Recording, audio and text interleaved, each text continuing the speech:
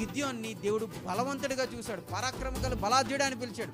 గిద్యోన్ అంటే గిద్యోన్ ఏమనుకున్నాడు? నేను చాలా బలహీనుడిని, నేను ఎన్నికలైన వాడిని అని గిద్యోన్ అనుకుంటే దేవుడు మాత్రం బలాఢ్యుడు అని పిలిచాడు. ఈరోజు నీ మట్టుకు నువ్వు ఒక టాలెంట్ లేదని, నీ మట్టుకు నువ్వు ఒక అర్హత లేదని, నాకు మాట్లాడడం సరిగా రాదండి, పాటలు పాడడం సరిగా రాదండి, వాయిద్యాలు సరిగా రావండి, లేకపోతే నేను అంత జ్ఞానవంతుని కాదండి, నేను అంత తెలివైన వాడిని కాదండి, నాకు ఏ యోగ్యత లేదండి, నాకు స్పెషల్ టాలెంట్స్ ఏమీ లేవండి అని నీ మట్టుకు నువ్వు బాధపడుతూ నిన్ను నువ్వు తక్కువగా అనుకుంటున్నావేమో.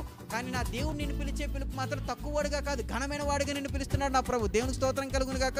పరాక్రమం కలిగిన బలాఢ్యుడు అని గిద్యోని పిలుస్తున్నాడు నా దేవుడు. నిన్ను ఈరోజు బలాఢ్యుడిగా పిలుస్తున్నాడు, నిన్ను ఈరోజు బలవంతుడిగా పిలుస్తున్నాడు, నిన్ను ఈరోజు శక్తివంతుడిగా పిలుస్తున్నాడు. దేవునికి స్తోత్రం కలుగును గాక. నీ శక్తి ఏంటో కొన్నిసార్లు నీకు తెలియకపోవచ్చు, కానీ నీ శక్తి ఏంటో దేవుడికి మాత్రం బలంగా తెలుసు. దేవునికి స్తోత్రం కలుగును గాక. నువ్వు ఎంత బలవంతుడో దేవుడికి తెలుసు, నీకు ఎంత శక్తి ఉందో దేవుడికి తెలుసు. ఆయన చేతి పనులం కదా మనం, ఆయన పిల్లలం కదా మనం.